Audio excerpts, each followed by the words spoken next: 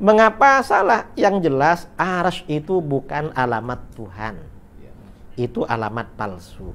Fafirru ilallah inni lakum minhu nadhirun mubin. Orang yang berkeyakinan Allah ada di arsy, bertempat di arsy berdasarkan istawa itu salah. Mengapa salah? Yang jelas arsy itu bukan alamat Tuhan. Itu alamat palsu. Iya. Mengapa? Allah itu tidak memerlukan tempat. Allah itu maha suci dari. Terus kalau Allah di aras, pas dia turun sepertiga malam, terus yang duduk di situ siapa? Ya itu persoalan. Terus kalau Allah duduk di atas aras, apakah Tuhan itu lebih besar daripada aras atau lebih kecil daripada aras? Nah ini problem lagi. Kalau masalah Allah SWT dikatakan bersemayam, ya bersemayam di atas arsy, tapi tidak boleh ada penyerupaan dengan makhluk. Tidak bisa, tidak jangkau.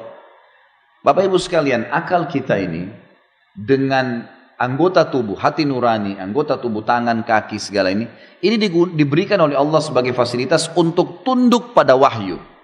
Fahamin poin ini ya. Jangan wahyu yang Bapak Ibu korek-korek dengan akalnya, maunya wahyu sesuai dengan akalnya, nggak bisa. Kalau kita dahulukan akal, apa standarisasinya? Misal gini, kalau kita semua ini punya akal pikiran kita berbeda-beda semuanya. Yang satu suka kuning, yang satu suka kuning, yang satu suka biru, yang satu suka hijau, beda-beda warna, beda-beda bentuk, beda-beda jenis makanan, beda-beda keinginan kendaraan dan seterusnya. Baik, akal manusia berbeda-beda, diatur oleh wahyu. Wahyu yang mengatur, ada standarisasi. Bayangkan kalau kita balik, akal yang mengatur wahyu, akal siapa yang jadi standar? Kan itu. Bapak Ibu kalau kerja di satu perusahaan yang harus tunduk, kita tunduk ke peraturan perusahaan atau perusahaan tunduk dengan akal-akal otak-otaknya pegawai-pegawai?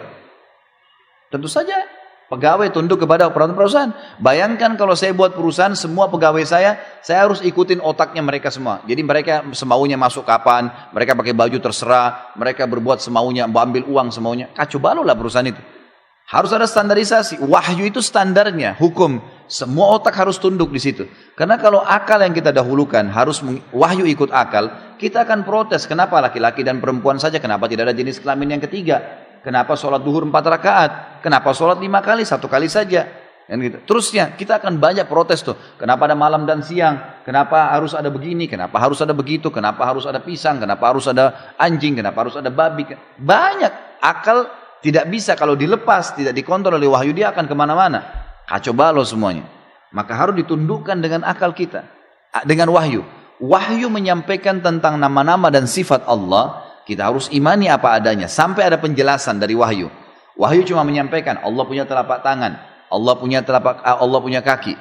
Allah punya penglihatan, pendengaran. Tapi Allah katakan dalam Al-Quran, Laisa kamitslihi syai'un wa huwas sami'ul basir. Allah itu tidak menyerupai siapapun, gitu kan? Apapun, dan dia maha mendengar lagi maha melihat. Jadi kita harus tahu masalah itu. Masalah Allah SWT beristiwa, bersemayam di atas arsy-Nya dengan kemahabesarannya.